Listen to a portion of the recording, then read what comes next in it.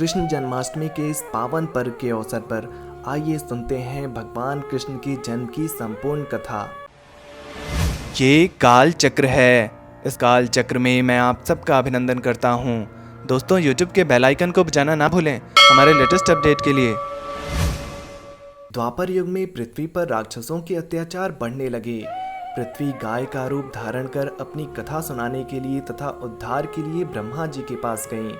पृथ्वी पर पाप कर्म बहुत बढ़ गया है, यह देख सभी देवता बहुत चिंतित थे। ब्रह्मा जी सब देवताओं को साथ लेकर पृथ्वी को भगवान विष्णु के पास क्षीर सागर में ले गए। उस समय भगवान विष्णु अनंत शैया पर शयन कर रहे थे। स्तुति करने पर भगवान की निद्रा भंग हो गई। भगवान ने ब्रह्मा जी एवं सब देवताओं को देखकर उनके आने का कारण पूछा तो पृथ्वी बोली, भगवान, मैं पाप के बोझ से दबी जा रही हूँ, मेरा उद्धार कीजिए। यह सुनकर भगवान विष्णु उन्हें आश्वस्त करते हुए बोले, चिंता न करें, मैं नर अवतार लेकर पृथ्वी पर आऊँगा और इसे पापों से मुक्ति प्रदान करूँगा। मेरे अवतार लेने से पहले कच्छप मुनि मथुरा के गोकुल में जन्म लेकर वासुदेव के नाम से प्रसिद्ध होंगे। मैं ब्रज मंडल में वासुदेव की पत्नी देवकी के गर्भ से कृष्ण के रूप में जन्म लूँगा और उनकी दूसरी पत्नी के गर्भ से मेरी सवारी शेषनाग बलराम के रूप में उत्पन्न होंगे। तुम सब देवतागण ब्रज भूमि में जाकर यादव वंश में अपना शरीर धारण कर लो। कुरुक्षेत्र के मैदान में मैं पापी क्षत्रियों का संहार कर पृथ्वी को पापों से मुक्ति प्रदान करूंगा। इतना कहकर भगवान विष्णु अंतर्ध्यान हो गए। दोस्तों, वह समय भी जल्दी ही आ गया। द्वापर युग के अंत में मथुरा में ययाति वंश के राजा उग्रसेन राज्य किया करते थे। राजा उग्रसेन के पुत्रों में सबसे बड़ा पुत्र कंस था। देवकी का जन्म उन्हीं के यहाँ हुआ। इस तरह देवकी का जन्म कंस की चचेरी बहन के रूप में हुआ। कंस ने उग्रसेन को बलपूर्वक सिंहासन से उतारकर जेल में डाल दिया और स्वयं राजा बन गया। इधर कच्छप ऋषि का जन्म राजा शूरसेन के पुत्र वासुदेव के रूप में हुआ।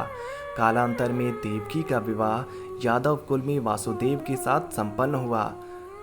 कंस देवकी से बहुत स्नेह करता था, पर जब कंस देवकी को विदा करने के लिए रथ के साथ जा रहा था तभी आकाशवाणी हुई, हे कंस, जिस देवकी को तू बड़े प्रेम से विदा कर रहा है उसका 8वां पुत्र तेरा संहार करेगा। आकाशवाणी की बात सुनकर कंस क्रोध से भरकर देवकी को मारने के लिए उद्यत हो गया। उसने सोचा न देवकी रहेगी और न उसका पुत्र होगा। इस घटना से चारों ओर हाहाकार मच गया। अनेक योद्धा वासुदेव को साथ देने के लिए तैयार हो गए, पर वासुदेव युद्ध नहीं चाहते थे। वासुदेव जी ने कंस को समझाया कि तुम्हें देवकी से तो कोई भय नहीं, देवकी की 8वीं संतान मैं तुम्हें सौंप दूंगा।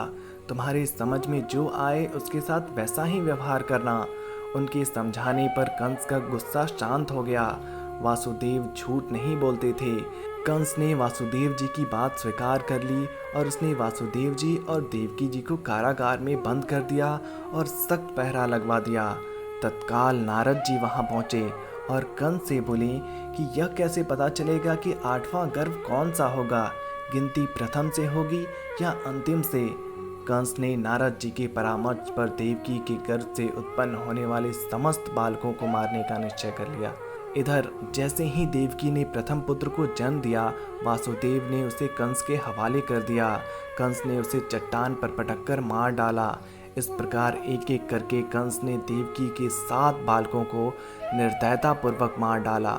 भाद्रपद माह की कृष्ण पक्ष की अष्टमी को रोहिणी नक्षत्र में श्री कृष्ण का जन्म हुआ। उनके जन्म लेते ही जेल की कोठरी में प्रकाश फैल गया। वासुदेव देवकी के सामने शंख, चक्र, गदा एवं पद्मधारी चतुर्भुज भगवान विष्णु ने अपना रूप प्रकट किया और कहा, अब मैं बालक रूप धारण करता हूँ। तुम मुझे तत्काल गोकुल में नंद के यहाँ पहुँचा दो और उनकी अभी अभी जन्मी कन्या को लेकर कंस को सौंप दो। तत्काल वासुदेव जी की हथकड़ियाँ खुल गईं। दरवाजे अपने आप खुल गए। पहरेदार सो गए। वासुदेव कृष्ण को स्तूप में रखकर गोकुल की ओर चले। रास्ते में यमुना श्री कृष्ण के चरणों को स्पर्श करने के लिए बढ़ने लगी। भगवान ने अपने पैर लटका दिए। चरण छूने के बाद यमुना घट गई। वासुदेव यमुना को पार कर गोकुल में नंद के यहाँ गए। बालक कृष्ण को यशोदा जी की बगल में सुलाकर कन्या को लेकर वापस कंस के कारागार में आ गए। जेल में दरवाजे पूर्ववत बंद हो गए। वासुदेव जी के हाथों में हथकड़ियां पड़ गईं। पहरेदार जग गए। कन्या के रोने पर कंस को खबर दी गई।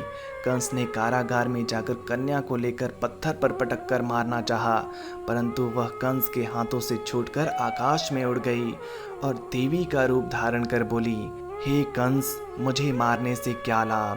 तेरा शत्रु गोकुल में पहुंच चुका है। यह दृश्य देखकर कंस हतप्रभ और व्याकुल हो गया। कंस ने श्री कृष्ण को मारने के लिए अनेक दैत्य भेजे। श्री कृष्ण ने अपनी अलौकिक माया से सारे दैत्यों को मार डाला। बड़े होने पर कंस को मारकर उग्रसेन को राज्य गद्दी पर बिठाया। दोस्तों, श्री कृष्ण के जन्म की इस पुण्य तिथि को तभी से सारे देश में बड़े हर्षोल्लास से जन्माष्टमी के रूप में मनाया जाने लगा। भगवान कृष्ण के जन्म की संपूर्ण कथा को सभी भक्तों तक शेयर जरूर करें। वीडियो पसंद आई है तो वीडियो को लाइक और हमारे इस चैनल को सब्सक्राइब करना ना भूलें। जय श्री कृष्ण।